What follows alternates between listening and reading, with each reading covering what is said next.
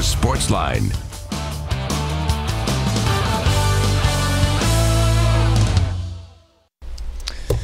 Hey there, Sportsline on your television. Steve Layman here with you. Glad you guys are here with us on News Channel 5 Plus on this Monday night. It was a huge weekend of sports, obviously. We will get to it all tonight. 737-7767, the number. If you want to call up, be a part of the program. We always welcome that, of course, here on the Plus. So where do we want to start? You have the Masters yesterday. You look down at Augusta National. Patrick Reed was so good for the first 3 days. He's in a final pairing with Rory McIlroy, and I think people wondered, could Rory catch him? Rory actually faltered yesterday, but some other guys who are fan favorites shot up the leaderboard. Ricky Fowler, Jordan Spieth. You had Henrik Stenson in there for a little while. There were a lot of guys who made runs yesterday and made things interesting, but Patrick Reed was able to survive it all. A guy who had never won a major championship before follows up 3 rounds in the 60s with a 1 under par 71 yesterday. He failed to become the first guy ever to go 4 rounds in the 60s at Augusta, but he goes 4 rounds under par. That's pretty good to finish 15 under for the tournament and win his first major championship, a green jacket there at Augusta. I'm curious for a lot of you at home, though. Feel free to call us up tonight, be a part of the conversation at 737-7767. I got the sense from people I talked to in the golf community and just friends of mine who watched yesterday, because that's what you do in early April on that first Sunday of the month, is you watch the Masters and you cheer privately for guys you like. And you want to see him win the green jacket. And there was no question that a lot of people yesterday wanted to see Jordan Spieth win. They wanted to see Ricky Fowler win. They wanted to see Rory McIlroy be in the battle. Patrick Reed is not a guy that is particularly well liked, both on tour and by fans. And I just got the sense from talking to people that there were a lot of people rooting against him, actually. And even when you watched him putt at the 18th green, you got the sense that there were people that were frankly hoping that he would miss that comeback putt to win. I'm curious if that was your reaction at home or if you got the same sense. And I'm also curious if this victory somehow helps Patrick Reed change his image on the PGA Tour as he moves forward, or if it only sort of strengthens his image as the cocky, somewhat bad boy of the PGA Tour right now. Regardless, he was the guy pumping his fist on the 18th green. It wasn't maybe the thunderous ovation we've heard at times when other people have won at Augusta, but he was the one pumping the fist and celebrating with his caddy on the 18th green as a Masters champion, and now undeniably as one of the top golfers in the world. You cannot take that away from Patrick Reed now. So a huge moment yesterday for him.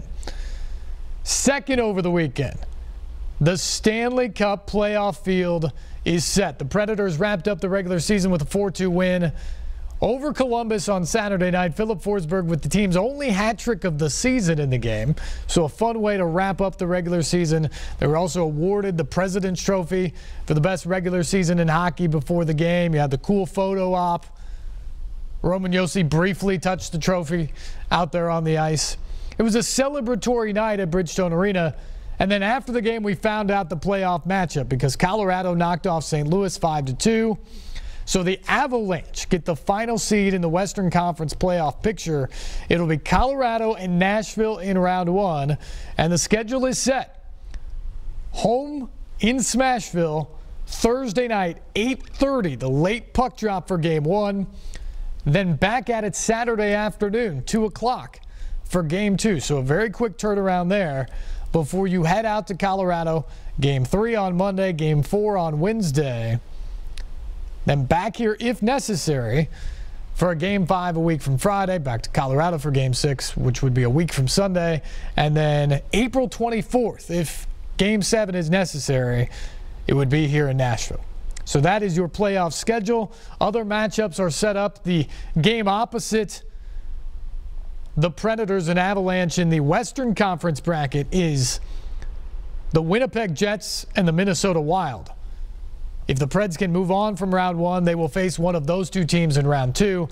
The Pacific Division all set up with Vegas, who won the division, taking on the Kings. And then you have the Ducks and the Sharks. Interesting matchups out there.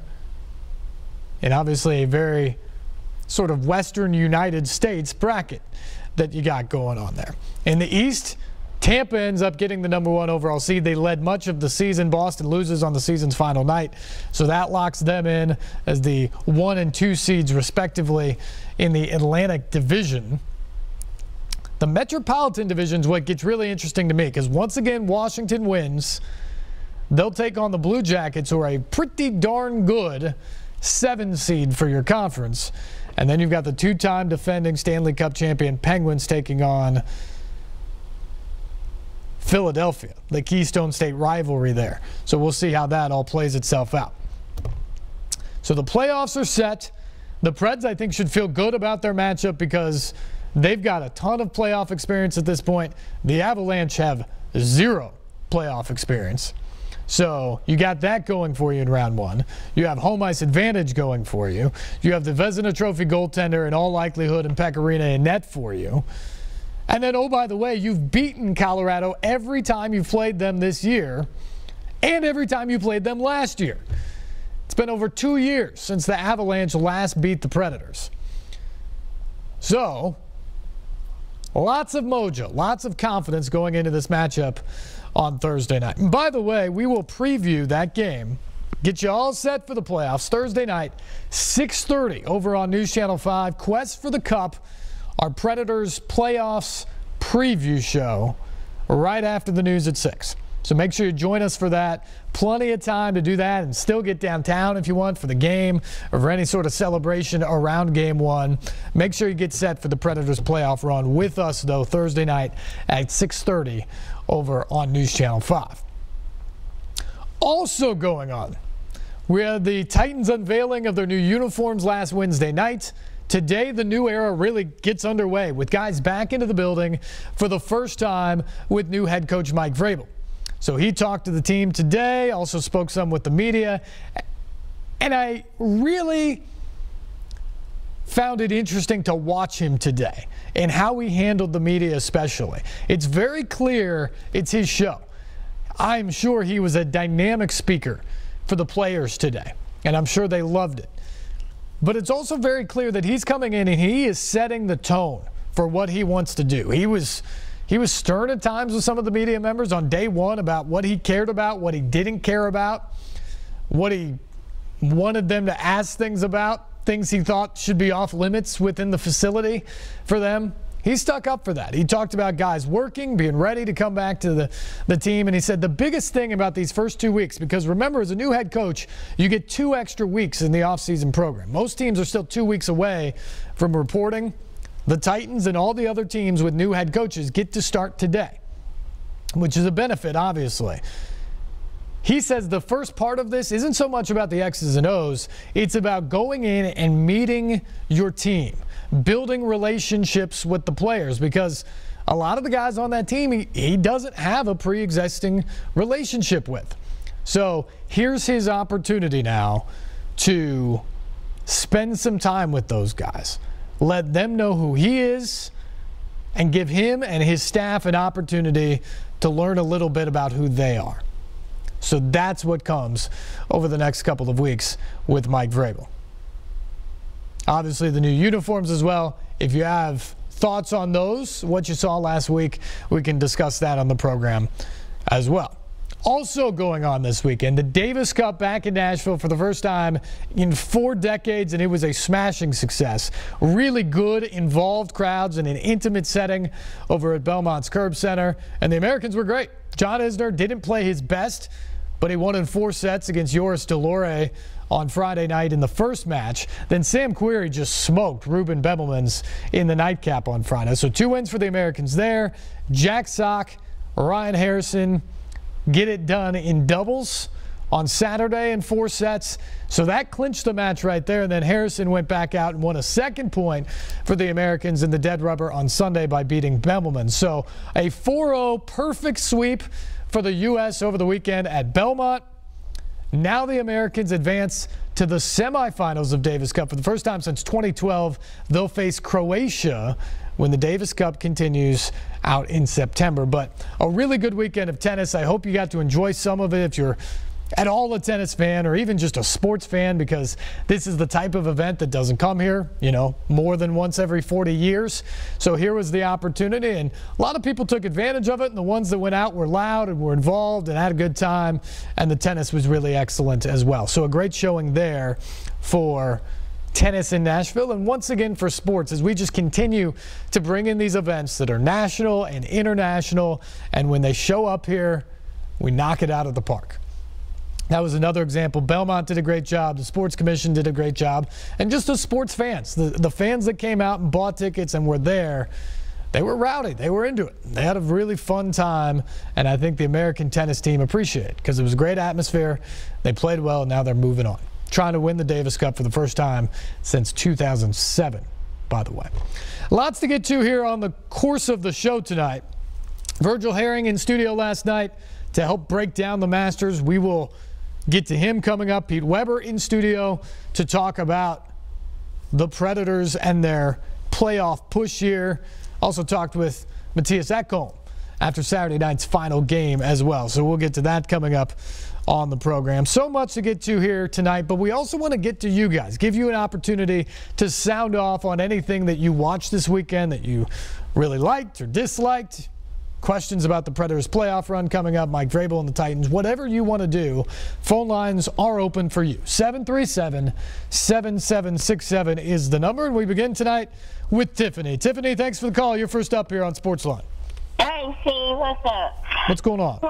I just want to say congratulations to the Preds for winning the President's Trophy. They are the most awesome team in the NHL and the most awesome professional sports team in the state. And I feel that the Preds have a better chance at winning the Stanley Cup this year than last year because all of their players are healthy. All of the top line players are healthy. And if they can just stay healthy and not get injured, we got this. You know what I'm saying? Forsberg, Yossi, Arvidsson, PK, Smith. Johansson is a sniper. Fiala, Ekholm, Ellis, Watson, Pekka, there's the trophy. Saros, Sisters, and Menino, man, this a whole team is in a way team. I wish that the Preds could face the Penguins again in the Stanley Cup Finals because I think that with all of them healthy, they could sweep the Penguins and bring Lord Stanley Cup home to Cassville, Smashville, where it belongs. But look, Steve, check this out. If the Preds was to sweep the Penguins in the finals, then the Commissioner Bettman, they would have to put him in a straitjacket. He would lose his mind the way he loved Crosby and the Penguins. I said that would be so sweet. Go Preds. All right, Tiffany, thanks for the call as always. Wow, that would be an amazing storyline if you get the Preds and Penguins again. Penguins would be going for a third consecutive Stanley Cup at that point. Talk about a dynasty there. And the Preds obviously going for their first ever and revenge from what you saw last season. That'd be an incredible storyline. In some ways, I'm selfishly rooting for that because it would just be so much fun to tell those stories on television for you. But that's a long way off. It is a difficult road, as we know. It's hard to get there. The Preds have only gotten there once in their history. They've never won it before. And you saw last year how difficult the challenge is. I think Tiffany made a good point, though. Last year, this team had to go through so many injuries. Now, they were healthy when they started the playoffs last year, for the most part. Colin Wilson was the one guy who really wasn't. He came back really for the second round and made an immediate impact. And this team is kind of in a similar boat. We don't really know if Calle Jarnkrok, we don't really know if Yannick Weber are going to be ready to go on Thursday night. But we do think they're going to be ready to come back into the lineup any day now. So that's a positive. The other thing we learned, though, about last year's playoffs is when you play for 2 months, when you go for 60 days, essentially playing every other night, trying to go win a Stanley Cup, in these physical, intense, emotional series, guys are going to go down. You are going to lose players to injury throughout the course of the playoffs for a game here or there, or possibly for the rest of the season, as we saw with Kevin Fiala, as we saw with Ryan Johansson last year. What the Predators were not really prepared for last year was the loss of some of those key guys. This year's team set up for that because Mike Fisher is back. Kyle Turris was acquired. You bring Eli Tolvanen over from the KHL, your top draft pick from last year, who's lit the world on fire in the international game and now gotten a little bit of a taste of the NHL game here over the last couple of weeks. You have bodies there. Heck, Freddie Gaudreau's played most of the season in Milwaukee. He led the team in goals last year in the Stanley Cup final in an emergency role. Harry Zolnierchuk played key minutes for this team last year in the playoffs. He's been in Milwaukee for most of the season. This is a team that now has depth. And as David Poile said earlier this year, you need 15 and a half forwards to get through the postseason over the last 10 years. For the teams that get to the conference finals or the Stanley Cup final, you need 15 and a half forwards. That's the average to get through. Now, the Preds went through 18 last year. Hopefully they don't have to go through that many again, but they're set. If they need to go to 15 or 16 or even 17 guys, I think they feel pretty good about who those guys are right now. And that gives you a lot of confidence going into this thing. They are the odds-on favorite. They are the top overall seed. They have home ice advantage all the way through. It is still a very difficult path. It is a difficult road to do that. I don't care who you are. But this is a team that's set up. They are hungry after last year. They have the depth. They have the experience. And I think the matchup, at least in round one, is favorable. Now, in round two, they're going to get paid back because they're probably going to have to face the Jets, who by points was the fourth best team in the NHL this year. Finishes 3 points back of the Predators for the President's Trophy. That is going to be an all-out war. You get through that, it's the Western Conference Final. You know that's not going to be easy, no matter who you're facing at that point. And then it's for all the marbles in the Stanley Cup Final. You have to earn this, no matter who you are, every single year, and the Predators will be no different. But there are a lot of reasons to be excited about this team heading into the playoffs, and the depth, as Tiffany mentioned in the call, is a huge reason for that. Because they got that experience last year when injuries happen. Guys can step up and fit into those roles, and you can still play good hockey. Well, now this year the depth is improved. The team is improved. And they feel really good about the team they're going to put on the ice on Thursday night in Game 1 against the Avalanche. Phone lines are open, 737-7767. Call us up. Be a part of the program tonight. We've got much more to get to here. We got to take our first break. We'll come back, get into some golf talk, much more about the Preds and hockey as well.